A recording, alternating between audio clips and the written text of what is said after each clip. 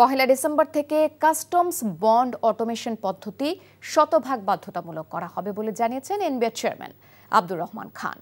পাশাপাশি বন্ডের অপব্যবহার রোধে কার্যকর ব্যবস্থা গ্রহণ করা হচ্ছে বলেও জানান তিনি। বিকেলে এনবিআর ভবনে সংস্থাটির চেয়ারম্যানের সঙ্গে ব্যবসায়ীদের মতবিনিময় পর্বের তৃতীয় অংশীজন সভায় এসব কথা বলেন তিনি। এনবিআর চেয়ারম্যান বলেন, দেশি বিদেশি ঋণের পরিমাণ বাড়তে থাকায় রাজস্ব আদায়ে চাপে রয়েছে এনবিআর। এ কারণে কর অব্যাহতির সুযোগ বাতিল করা হয়েছে।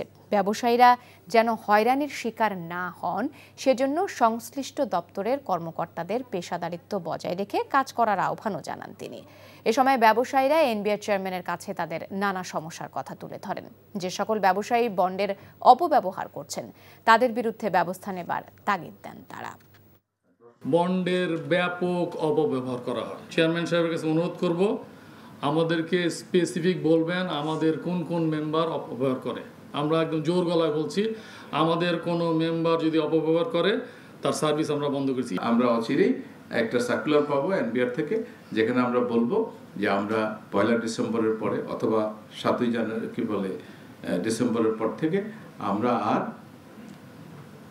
ম্যানুয়ালি বন্ডের কোনো কাজ করব না, বিশেষ করে ইউপি রিলেটেড।